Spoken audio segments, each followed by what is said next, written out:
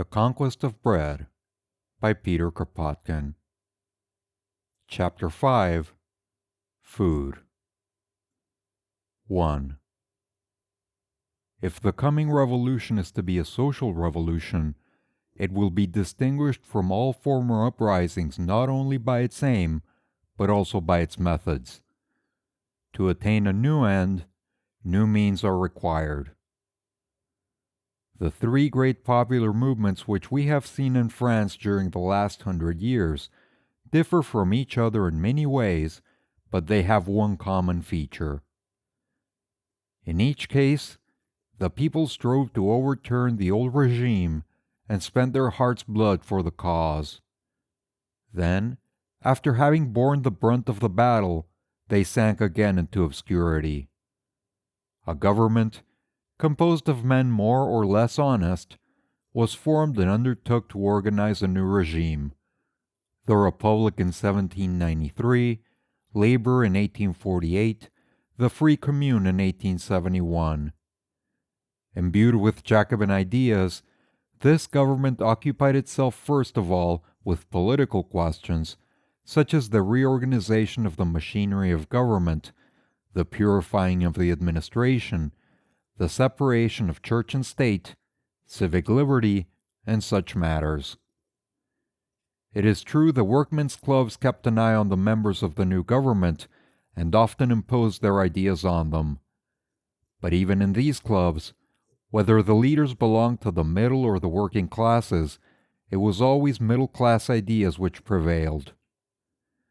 They discussed various political questions at great length, but forgot to discuss the question of bread. Great ideas sprang up at such times, ideas that have moved the world.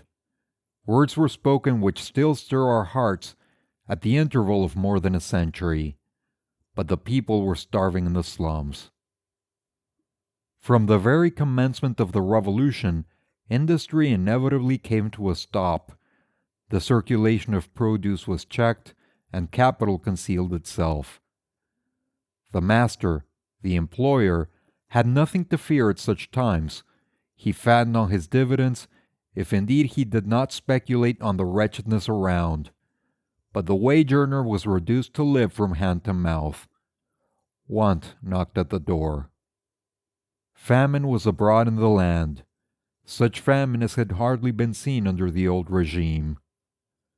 Quote, "The Girondists are starving us," was the cry in the workmen's quarters in 1793, and thereupon the Girondists were guillotined, and full powers were given to the Mountain and to the Commune. The Commune indeed concerned itself with the question of bread, and made heroic efforts to feed Paris. At Lyon, Fouché and Collot d'Herbois established city granaries, but the sums spent on filling them were woefully insufficient. The town councils made great efforts to procure corn. The bakers who hoarded flour were hanged, and still the people lacked bread. Then they turned on the royalist conspirators and laid the blame at their door. They guillotined a dozen or 15 a day, servants and duchesses alike, especially servants, for the duchesses had gone to Coblentz. But if they had guillotined 100 dukes and viscounts every day, it would have been equally hopeless. The want only grew. For the wage earner cannot live without his wage, and the wage was not forthcoming. What difference could 1,000 corpses more or less make to him? Then the people began to grow weary. Quote, "So much for your vaunted revolution. You are even more wretched than ever before," whispered the reactionary in the ears of the worker. And little by little, the rich took courage, emerged from their hiding places, and flaunted their luxury in the face of the starving multitude. They dressed up like scented fops and said to the workers, quote, "Come, enough of this foolery. What have you gained by your revolution?" And, sick at heart, his patience at an end, the revolutionary had at last to admit to himself that the cause was lost once more. He retreated into his hovel and awaited the worst. Then reaction proudly asserted itself and accomplished a counter-revolutionary stroke. The revolution dead, nothing remained but to trample its corpse underfoot. The White Terror began. Blood flowed like water. The guillotine was never idle. The prisons were crowded, while the pageant of rank and fashion resumed its old course and went on as merrily as before. This picture is typical of all our revolutions. In 1848, the workers of Paris placed, quote, 3 months of starvation at the service of the Republic, and then, having reached the limit of their powers, they made in June one last desperate effort, an effort which was drowned in blood. In 1871, the Commune perished for lack of combatants. It had taken measures for the separation of church and state, but it neglected, alas, until too late, to take measures for providing the people with bread. And so it came to pass in Paris that elegants and fine gentlemen could spurn the Confederates and bid them go sell their lives for a miserable pittance and leave their, quote, betters to feast at their ease in fashionable restaurants. At last the Commune saw its mistake and opened communal kitchens. But it was too late. Its days were already numbered, and the troops of Versailles were on the ramparts. Quote, bread. It is bread that the revolution needs. Let others spend their time in issuing pompous proclamations, in decorating themselves lavishly with official gold lace, and in talking about political liberty. Be it ours to see, from the first day of the revolution to the last, in all the provinces fighting for freedom, that there is not a single man who lacks bread, not a single woman compelled to stand with the weary crowd outside the baking-house door, that haply a coarse loaf may be thrown to her in charity, not a single child pining for want of food. It has always been the middle-class idea to harangue about, quote, great principles, great lies rather. The idea of the people will be to provide bread for all. And while middle-class citizens and workmen infested with middle-class ideas admire their own rhetoric in the, quote, talking shops, and, quote, practical people are engaged in endless discussion on forms of government, we, the, quote, utopian dreamers, we shall have to consider the question of daily bread. We have the temerity to declare that all have a right to bread, that there is bread enough for all, and that with this watchword of bread for all, the revolution will triumph. 2. That we are utopians is well known. So utopian are we that we go to the length of believing that the revolution can and ought to assure shelter, food, and clothes to all, an idea extremely displeasing to middle-class citizens, whatever their party color, for they are quite alive to the fact that it is not easy to keep the upper hand of a people whose hunger is satisfied. All the same, we maintain our contention. Bread must be found for the people of the revolution, and the question of bread must take precedence of all other questions. If it is settled in the interests of the people, the revolution will be on the right road. For in solving the question of bread, we must accept the principle of equality, which will force itself upon us to the exclusion of every other solution. It is certain that the coming revolution, like in that respect to the revolution of 1848, will burst upon us in the middle of a great industrial crisis. Things have been seething for half a century now and can only go from bad to worse. Everything tends that way. New nations entering the lists of international trade and fighting for possession of the world's markets, wars, taxes ever increasing, national debts, the insecurity of the morrow, and huge colonial undertakings in every corner of the globe. There are millions of unemployed workers in Europe at this moment. It will be still worse when the revolution has burst upon us and spread like fire laid to a train of gunpowder.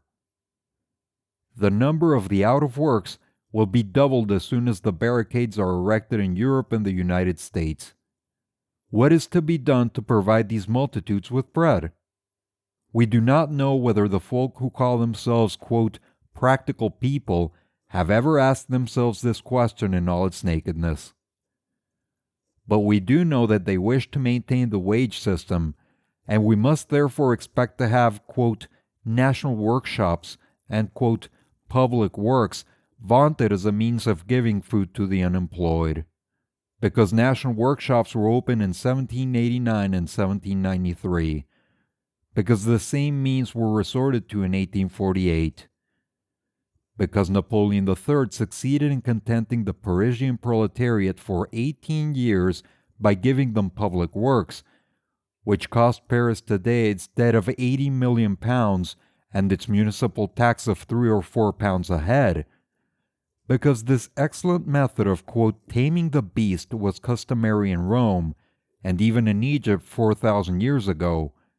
And lastly, because despots, kings, and emperors have always employed the ruse of throwing a scrap of food to the people to gain time to snatch up the whip. It is natural that, quote, practical men should extol this method of perpetuating the wage system. What need to rack our brains when we have the time-honored methods of the pharaohs at our disposal? Yet should the revolution be so misguided as to start on this path, it would be lost. In 1848, when the national workshops were opened on February 27th, the unemployed of Paris numbered only 8,000. A fortnight later, they had already increased to 49,000. They would soon have been 100,000, without counting those who crowded in from the provinces. Yet at the same time, trade and manufacturers in France employed half as many hands as today. And we know that in time of revolution, exchange and industry suffer most from the general upheaval. We have only to think, indeed, of the number of workmen whose labor depends directly or indirectly upon export trade, or of the number of hands employed in producing luxuries, whose consumers are the middle-class minority. A revolution in Europe means, then, the unavoidable stoppage of at least half the factories and workshops. It means millions of workers and their families thrown on the streets. And our, quote, practical men would seek to avert this truly terrible situation by means of national relief works. That is to say, by means of new industries created on the spot to give work to the unemployed. It is evident, as Proudhon had already pointed out more than 50 years ago, that the smallest attack upon property will bring in its train the complete disorganization of the system based upon private enterprise and wage labor. Society itself will be forced to take production in hand in its entirety and to reorganize it to meet the needs of the whole people. But this cannot be accomplished in a day or even in a month. It must take a certain time to reorganize the system of production, and during this time millions of men will be deprived of the means of subsistence. What then is to be done? There is only one really practical solution to the problem: boldly to face the great task which awaits us, and instead of trying to patch up a situation which we ourselves have made untenable, to proceed to reorganize production on a new basis. Thus, the really practical course of action, in our view, would be that the people should take immediate possession of all the food of the insurgent communes, keeping strict account of it all, that none might be wasted, and that by the aid of these accumulated resources, every one might be able to tide over the crisis. During that time, an agreement would have to be made with the factory workers, the necessary raw material given them, and the means of subsistence assured to them, while they work to supply the needs of the agricultural population. For we must not forget that while France weaves silks and satins to deck the wives of German financiers, the Empress of Russia, and the Queen of the Sandwich Islands, and while Paris fashions wonderful trinkets and playthings for rich folk all the world over, 2/3 of the French peasantry have not proper lamps to give them light, or the implements necessary for modern agriculture. Lastly, unproductive land, of which there is plenty, would have to be turned to the best advantage, poor soils enriched, and rich soils, which yet, under the present system, do not yield a quarter, no, nor a tenth of what they might produce, would be submitted to intensive culture and tilled with as much care as a market garden or a flower pot. It is impossible to imagine any other practical solution of the problem, and whether we like it or not, sheer force of circumstances will bring it to pass. 3. The most prominent characteristic of our present capitalism is the wage system, which in brief amounts to this. A man, or a group of men, possessing the necessary capital, starts some industrial enterprise. He undertakes to supply the factory or workshops with raw material, to organize production, to pay the employees a fixed wage, and lastly, to pocket the surplus value or profits under the pretext of recouping himself for managing the concern, for running the risks it may involve, and for the fluctuations of price and the market value of the wares. To preserve the system, those who now monopolize capital would be ready to make certain concessions. To share, for example, a part of the profits with the workers, or rather to establish a, quote, sliding scale, which would oblige them to raise wages when prices were high. In brief, they would consent to certain sacrifices on condition that they were still allowed to direct industry and to take its first fruits. Collectivism, as we know, does not abolish the wage system, though it introduces considerable modifications into the existing order of things. It only substitutes the state, that is to say, some form of representative government, national or local, for the individual employer of labor. Under collectivism, it is the representatives of the nation, or of the commune, and their deputies and officials who are to have the control of industry.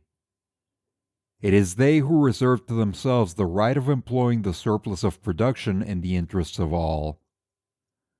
Moreover, collectivism draws a very subtle but very far-reaching distinction between the work of the laborer and of the man who has learned a craft.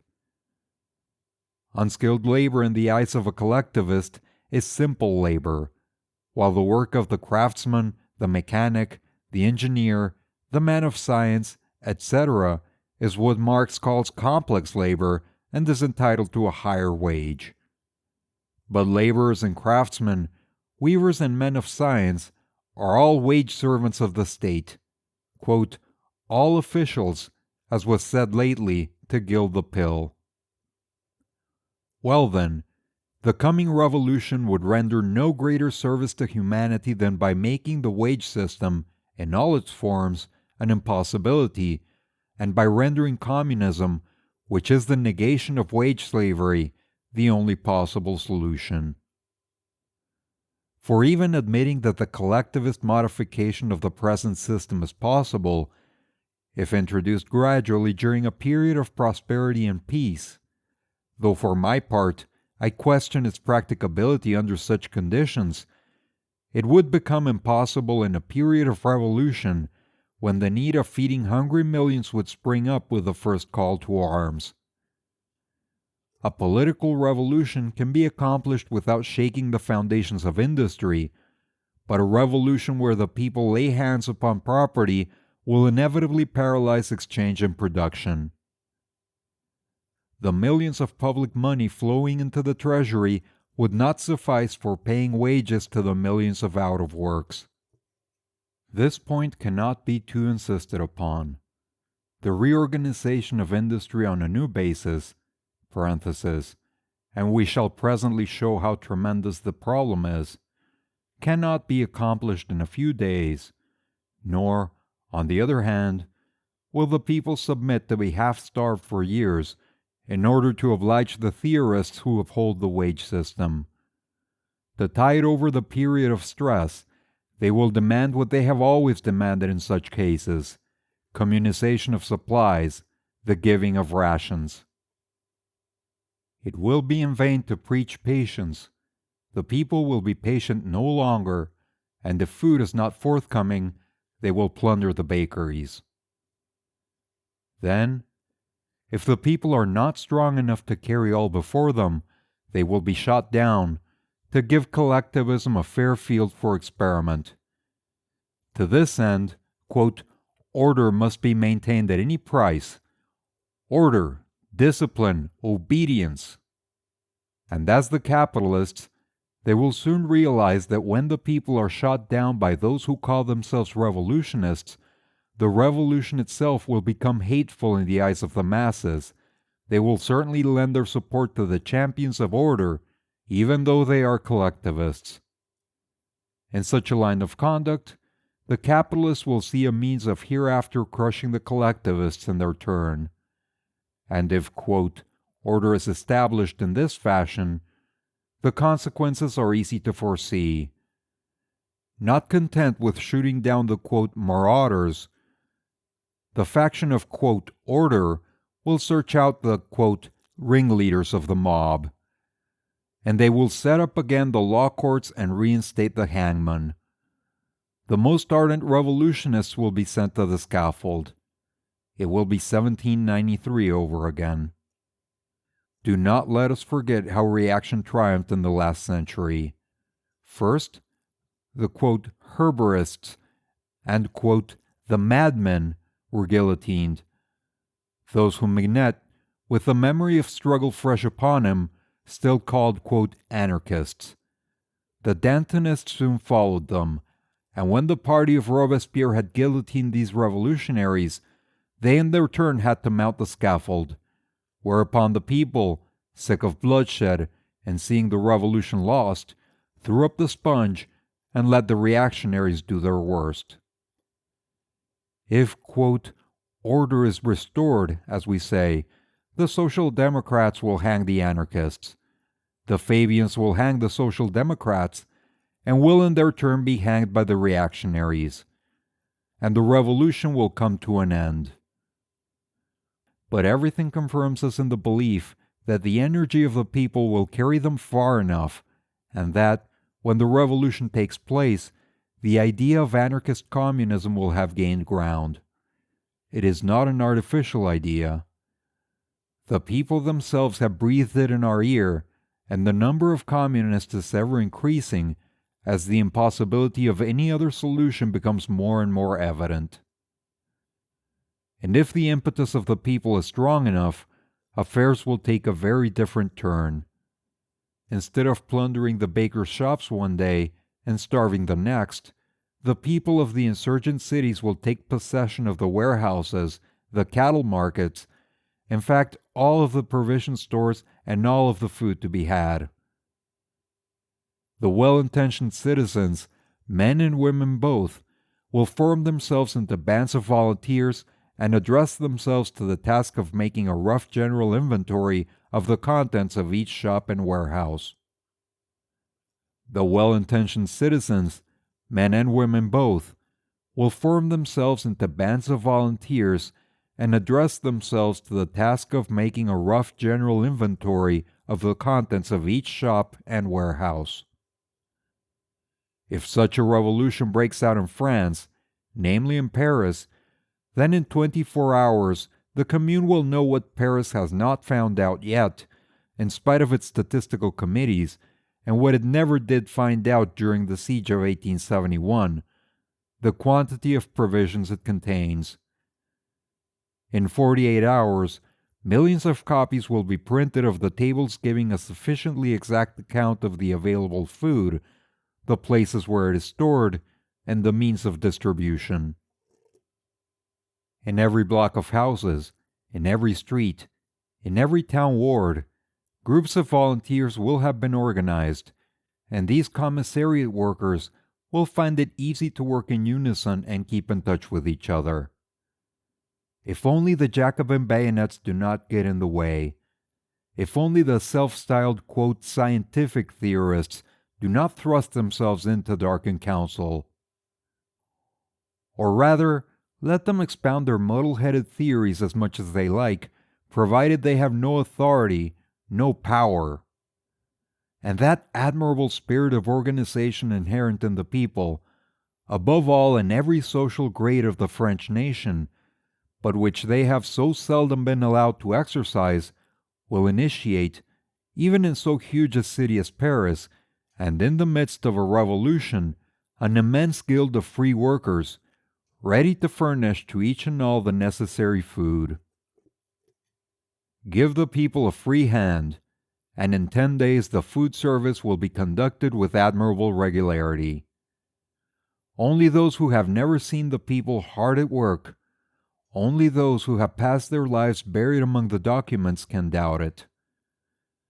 Speak of the organizing genius of the, quote, great misunderstood, the people, to those who have seen it in Paris in the days of the barricades, or in London during the great dockers' strike, when 500,000 of starving folk had to be fed, and they will tell you how superior it is to the official ineptness of bumbledom. And even supposing we had to endure a certain amount of discomfort and confusion for a fortnight or a month, surely that would not matter very much. For the mass of the people, it would still be an improvement on their former condition. And besides, in times of revolution, one can dine contentedly enough on a bit of bread and cheese while eagerly discussing events. In any case, a system which springs up spontaneously, under stress of immediate need, will be infinitely preferable to anything invented between four walls by hidebound theorists sitting on any number of committees. 4. The people of the great towns will be driven by force of circumstances to take possession of all the provisions, beginning with the barest necessaries, and gradually extending communism to other things, in order to satisfy the needs of all the citizens. The sooner it is done, the less misery there will be and the less strife. But upon what basis must society be organized in order that all may have their due share of food produce? This is the question that meets us at the outset. We answer that there are no two ways of it. There is only one way in which communism can be established equitably, only one way which satisfies our instincts of justice and is at the same time practical, namely, the system already adopted by the agrarian communes of Europe. Take, for example, a peasant commune, no matter where, even in France, where the Jacobins have done their best to destroy all communal usage. If the commune possesses woods and copses, then as long as there is plenty of wood for all, everyone can take as much as he wants, without other let or hindrance than the public opinion of his neighbors. As to the timber trees, which are always scarce, they have to be carefully apportioned. The same with the communal pasture land. While there is enough and to spare, no limit is put to what the cattle of each homestead may consume, nor to the number of beasts grazing upon the pastures. Grazing grounds are not divided, nor is fodder doled out, unless there is scarcity. All the Swiss communes, and scores of thousands in France and Germany, wherever there is communal pasture land, practice this system. And in the countries of Eastern Europe, where there are great forests and no scarcity of land, you will find the peasants felling the trees as they need them, and cultivating as much of the soil as they require, without any thought of limiting each man's share of timber or of land.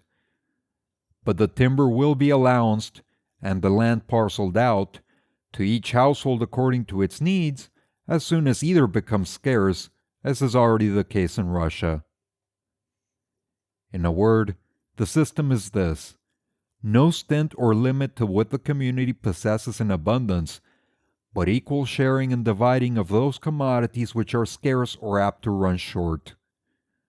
Of the 350 millions who inhabit Europe, 200 million still follow this system of natural communism. It is a fact worth remarking that the same system prevails in the great towns in the distribution of one commodity at least, which is found in abundance, the water supplied to each house. As long as there is no fear of the supply running short, no water company thinks of checking the consumption of water in each house. Take what you please. But during the great droughts, if there is any fear of the supply failing, the water companies know that all they have to do is to make known the fact by means of short advertisement in the papers, and the citizens will reduce their consumption of water and not let it run to waste. But if water were actually scarce, what would be done? Recourse would be had to a system of rations. Such a measure is so natural, so inherent in common sense, that Paris twice asked to be put on rations during the 2 sieges which it underwent in 1871. Is it necessary to go into details, to prepare tables, showing how the distribution of rations may work, to prove that it is just and equitable, infinitely more just and equitable than the existing state of things?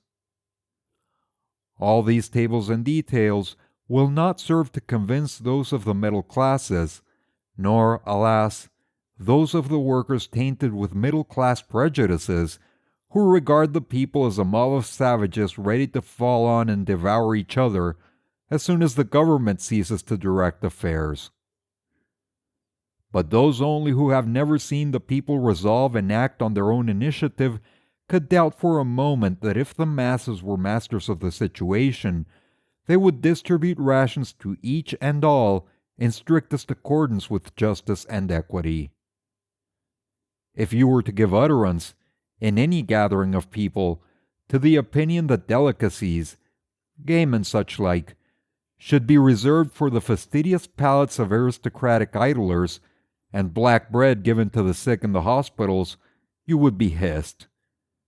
But say at the same gathering, preach at the street corners and in the marketplaces, that the most tempting delicacies ought to be kept for the sick and feeble, especially for the sick. Say that if there are only 5 brace of partridge in the entire city, and only 1 case of sherry, they should go to sick people in convalescence. Say that after the sick come the children.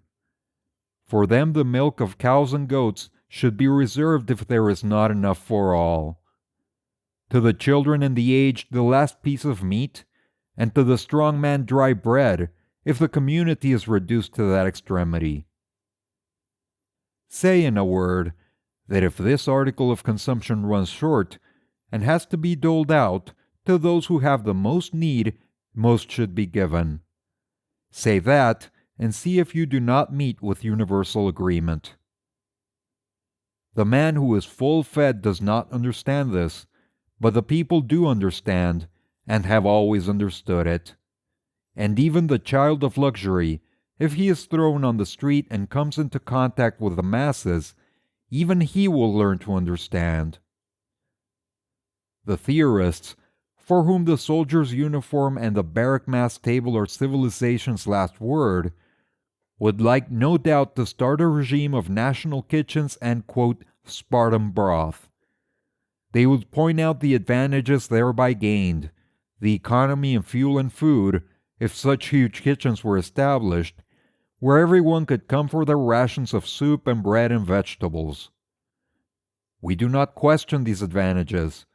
We are well aware that important economies have already been achieved in this direction, as, for instance, when the hand mill or quern and the baker's oven attached to each house were abandoned. We can see perfectly well that it would be more economical to cook broth for 100 families at once instead of lighting 100 separate fires. We know, besides, that there are 1,000 ways of preparing potatoes, but that cooked in one huge pot for 100 families they would be just as good. We know, in fact, that variety in cooking being a matter of seasoning introduced by each cook or housewife, the cooking together of 100 weight of potatoes would not prevent each cook or housewife from dressing and serving them in any way she pleased. And we know that stock made from meat can be converted into 100 different soups to suit 100 different tastes. But though we are quite aware of all these facts, we still maintain that no one has a right to force a housewife to take her potatoes from the communal kitchen ready cooked if she prefers to cook them herself in her own pot on her own fire. And above all, we should wish each one to be free to take his meals with his family, or with his friends, or even in a restaurant if it seemed good to him. Naturally, large public kitchens will spring up to take the place of the restaurants, where people are poisoned nowadays. Already the Parisian housewife gets the stock for her soup from the butcher and transforms it into whatever soup she likes, and London housekeepers know that they can have a joint roasted or an apple or rhubarb tart baked at the baker's for a trifling sum, thus economizing time and fuel. And when the communal kitchen, the common bakehouse of the future, is established, and people can get their food cooked without the risk of being cheated or poisoned, the custom will no doubt become general of going to the communal kitchen for the fundamental parts of the meal, leaving the last touches to be added as individual taste shall suggest. But to make a hard and fast rule of this, to make a duty of taking home our food already cooked, that would be as repugnant to our modern minds as the ideas of the convent or the barrack, morbid ideas born in brains warped by tyranny or superstition. Who will have a right to the food of the commune? Will assuredly be the first question which we shall have to ask ourselves. Every township will answer for itself, and we are convinced that the answers will all be dictated by the sentiment of justice. Until labor is reorganized, as long as the disturbed period lasts, and while it is impossible to distinguish between inveterate idlers and genuine workers thrown out of work, the available food ought to be shared by all without exception. Those who have been enemies to the new order will hasten of their own accord to rid the commune of their presence. But it seems to us that the masses of the people, which have always been magnanimous and have nothing of vindictiveness in their disposition, will be ready to share their bread with all who remain with them, conquered and conquerors alike. It will be no loss to the revolution to be inspired by such an idea, and, when work is set a-going again, the antagonists of yesterday will stand side by side in the same workshops. A society where work is free will have nothing to fear from idlers. Quote, "But provisions will run short in a month," our critics at once exclaim. Quote, "So much the better," say we. It will prove that for the first time on record, the people have had enough to eat. As to the question of obtaining fresh supplies, we shall discuss the means in our next chapter. 5. By what means could a city in a state of revolution be supplied with food?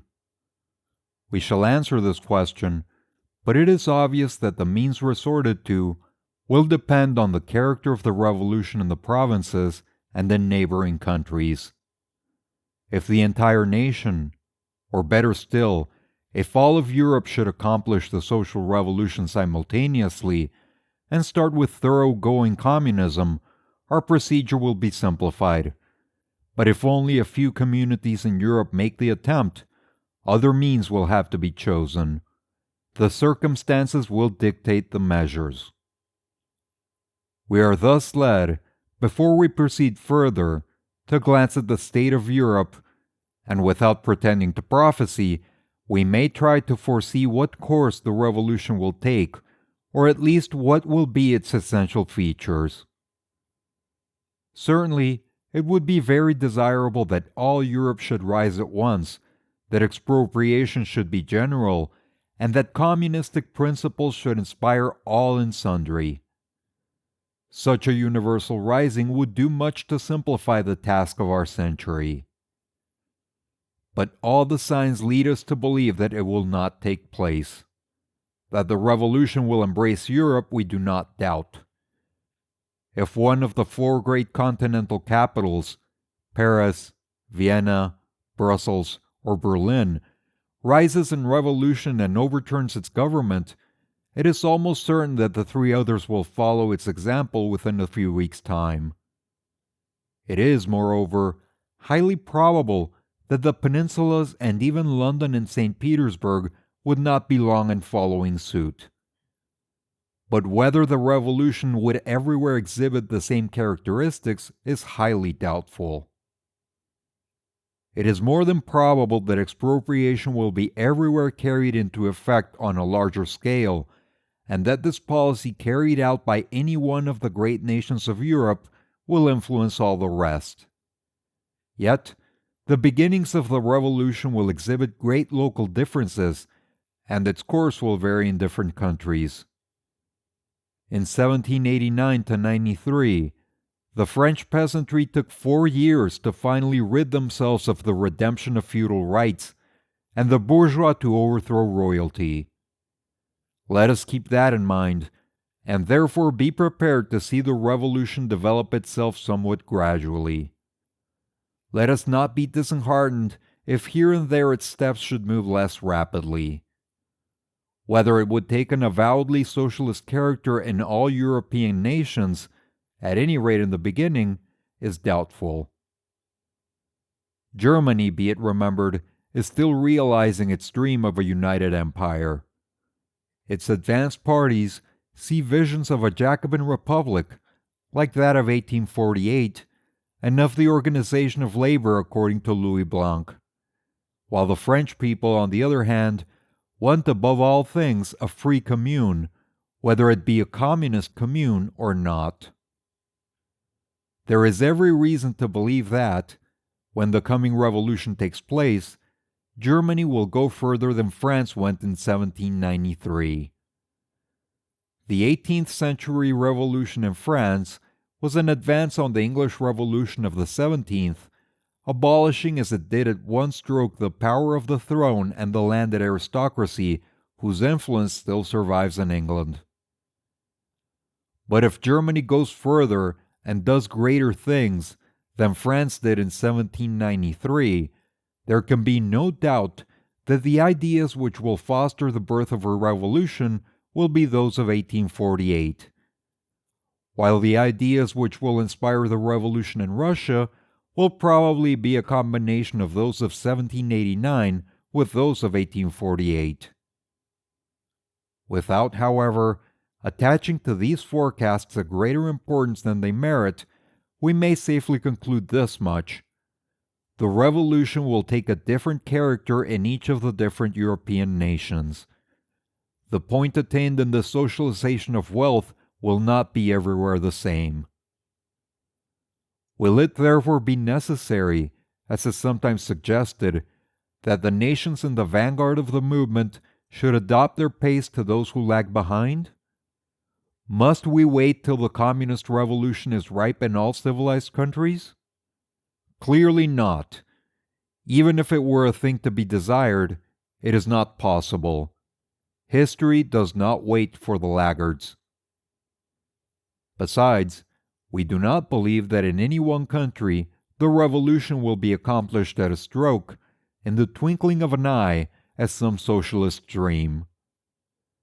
It is highly probable that if one of the 5 or 6 large towns of France, Paris, Lyon, Marseille, Lille, Saint-Étienne, Bordeaux, were to proclaim the Commune, the others would follow its example, and that many smaller towns would do the same. Probably also, various mining districts and industrial centers would hasten to rid themselves of, quote, owners and, quote, masters, and form themselves into free groups. But many country places have not advanced to that point. Side by side with the revolutionized communes, such places would remain in an expectant attitude and would go on living on the individualist system.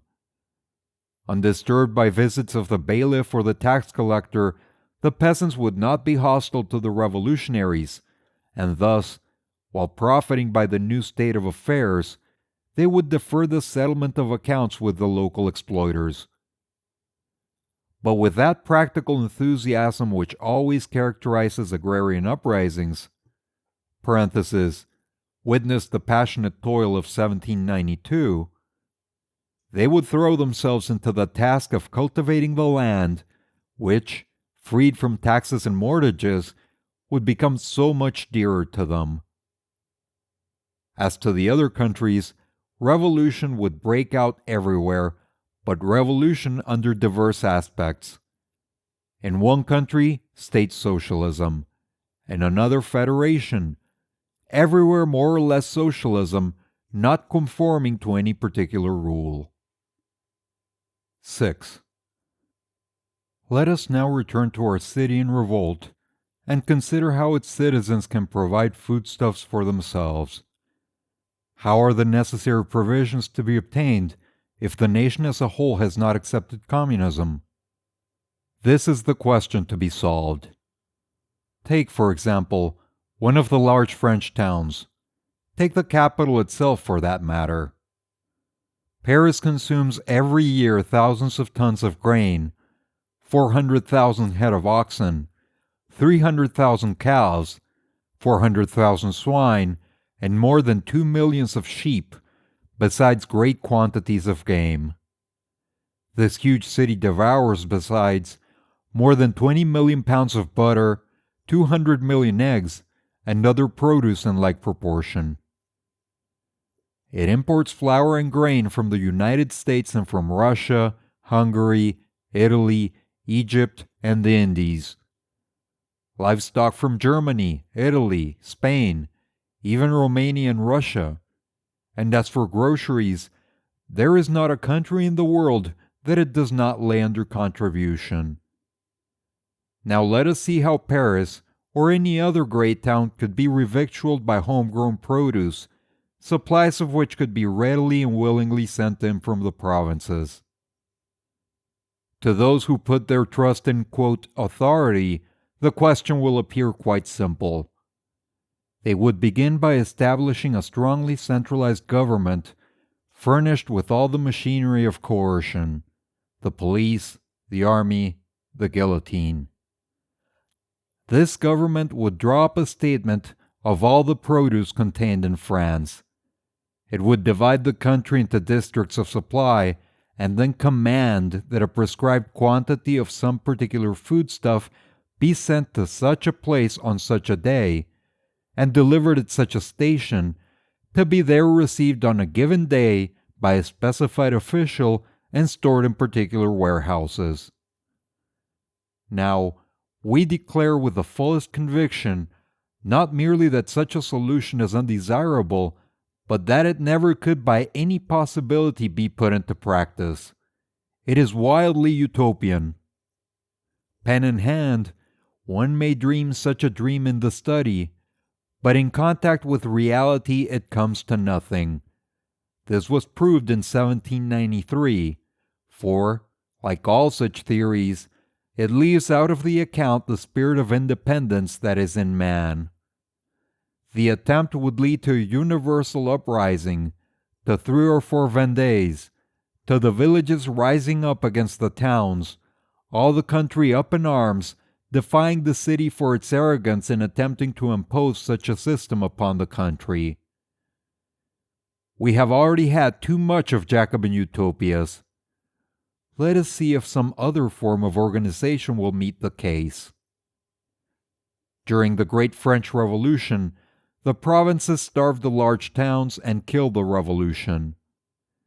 And yet, it is a known fact that the production of grain in France during 1792 to 93 had not diminished. Indeed, the evidence goes to show that it had increased. But after having taken possession of the manorial lands, after having reaped the harvest from them, the peasants would not part with their grain for paper money. They withheld their produce, waiting for a rise in the price or the introduction of gold. The most rigorous measures of the National Convention were without avail, and her executions failed to break up the ring or force the farmers to sell their corn. For it is a matter of history that the commissaries of the convention did not scruple to guillotine those who withheld their grain from the market, and pitilessly executed those who speculated in foodstuffs. All the same, the corn was not forthcoming, and the townsfolk suffered from famine. But what was offered to the husbandman in exchange for his hard toil? Assignats, scraps of paper decreasing in value every day, promises of payment which could not be kept. A 40-pound note would not purchase a pair of boots, and the peasant, very naturally, was not anxious to barter a year's toil for a piece of paper with which he could not even buy a shirt. As long as worthless paper money, whether called assignats or labor notes, is offered to the peasant producer, it will always be the same. The country will withhold its produce, and the towns will suffer want, even if the recalcitrant peasants are guillotined as before. We must offer to the peasant in exchange for his toil not worthless paper money, but the manufactured articles of which he stands in immediate need. He lacks the proper implements to till the land, clothes to protect him from the inclemencies of the weather, lamps and oil to replace his miserable rushlight or tallow dip, spades, rakes, plows. All these things, under present conditions, the peasant is forced to do without, not because he does not feel the need of them, but because, in his life of struggle and privation, 1,000 useful things are beyond his reach, because he has not the money to buy them. Let the town apply itself, without loss of time, to manufacturing all that the peasant needs, instead of fashioning gewgaws for the wives of rich citizens. Let the sewing machines of Paris be set to work on clothes for the country folk, workday clothes and clothes for Sunday too, instead of costly evening dresses for the English and Russian landlords and the African gold magnates' wives. Let the factories and foundries turn out agricultural implements, spades, rakes, and such like, instead of waiting till the English send them to France in exchange for French wines. Let the towns send no more inspectors to the villages, wearing red, blue, or rainbow-colored scarves, to convey to the peasant orders to take his produce to this place or that, but let them send friendly embassies to the country folk and bid them in brotherly fashion, quote, "Bring us your produce, and take from our stores and shops all the manufactured articles you please." Then provisions would pour in on every side. The peasant would only withhold what he needed for his own use, and would send the rest into the cities, feeling for the first time in the course of history that these toiling townsfolk were his comrades, his brethren, and not his exploiters. We shall be told, perhaps, that this would necessitate a complete transformation of industry.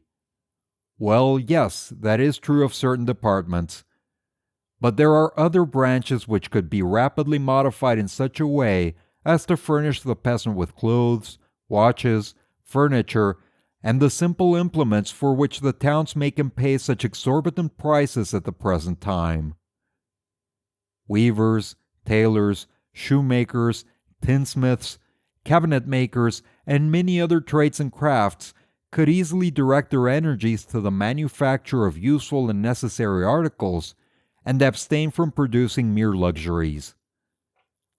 All that is needed is that the public mind should be thoroughly convinced of the necessity of this transformation, and should come to look upon it as an act of justice and of progress, and that it should no longer allow itself to be cheated by that dream, so dear to the theorists, the dream of a revolution which confines itself to taking possession of the profits of industry and leaves production and commerce just as they are now. This, then, is our view of the whole question. Cheat the peasant no longer with scraps of paper. Be the sums inscribed upon them ever so large, but offer him in exchange for his produce the very things of which he, The tiller of the soil stands in need. Then the fruits of the land will be poured into the towns. If this is not done, there will be famine in our cities, and reaction and despair will follow in its train. 7. All the great towns, we have said, buy their grain, their flour, and their meat, not only from the provinces, but also from abroad. Foreign countries send Paris not only spices, fish, and various dainties, but also immense quantities of corn and meat. But when the revolution comes on, these cities will have to depend on foreign countries as little as possible. If Russian wheat, Italian or Indian rice, and Spanish or Hungarian wines abound in the markets of Western Europe, it is not that the countries which export them have a superabundance, or that such produce grows there of itself, like the dandelion in the meadows. In Russia, for instance, the peasant works 16 hours a day, and half starves from 3 to 6 months every year, in order to export the grain with which he pays the landlord and the state. Today the police appears in the Russian village as soon as the harvest is gathered in, and sells the peasant's last horse and last cow for arrears of taxes and rent due to the landlord, unless the victim immolates himself of his own accord by selling the grain to the exporters. Usually, rather than part with his livestock at a disadvantage, he keeps only a 9-month supply of grain and sells the rest. Then, in order to sustain life until the next harvest, he mixes birch bark and tares with his flour for 3 months, if it has been a good year, and for 6 months if it has been bad, while in London they are eating biscuits made of his wheat. But as soon as the revolution comes, the Russian peasant will keep bread enough for himself and his children. The Italian and Hungarian peasants will do the same. The Hindu, let us hope, will profit by these good examples, and the farmers of America will hardly be able to cover all the deficit in grain which Europe will experience. So it will not do to count on their contributions of wheat and maize satisfying all the wants. Since all our middle-class civilization is based on the exploitation of inferior races and countries with less advanced industrial systems, the revolution will confer a boon at the very outset by menacing that, quote, civilization and allowing the so-called inferior races to free themselves. But this great benefit will manifest itself by a steady and marked diminution of the food supplies pouring into the great cities of Western Europe. It is difficult to predict the course of affairs in the provinces. On the one hand, the slave of the soil will take advantage of the revolution to straighten his bowed back.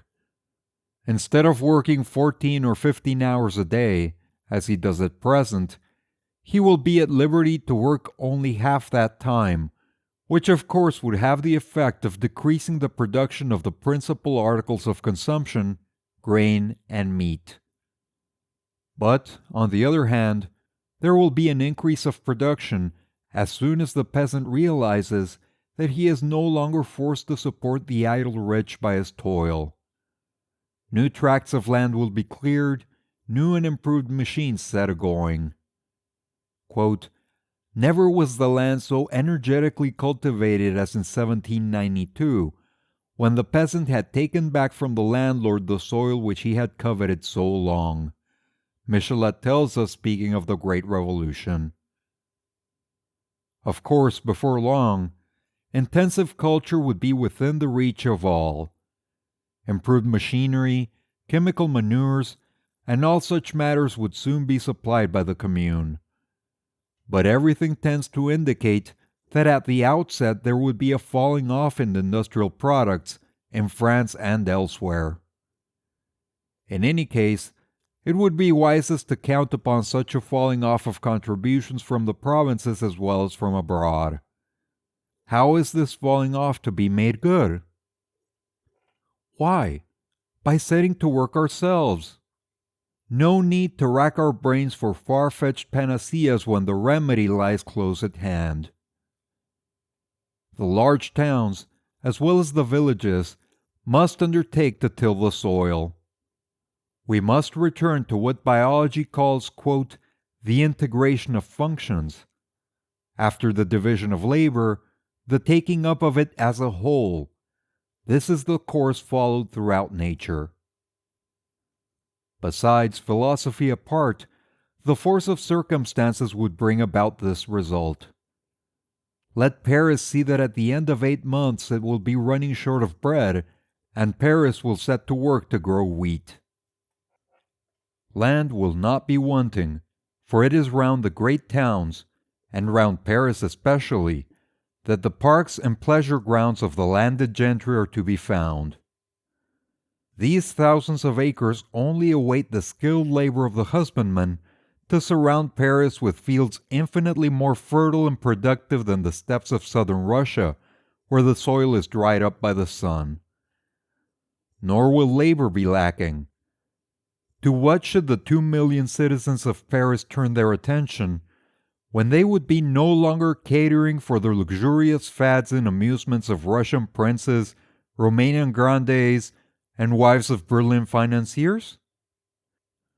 With all the mechanical inventions of the century, with all the intelligence and technical skill of the worker accustomed to deal with complicated machinery, with inventors, chemists, professors of botany, practical botanists like the market gardeners of Grandvilliers, with all the plant that they could use for multiplying and improving machinery, and finally, with the organizing spirit of the Parisian people, their pluck and energy, with all these at its command, the agriculture of the anarchist commune of Paris would be a very different thing from the rude husbandry of the Ardennes.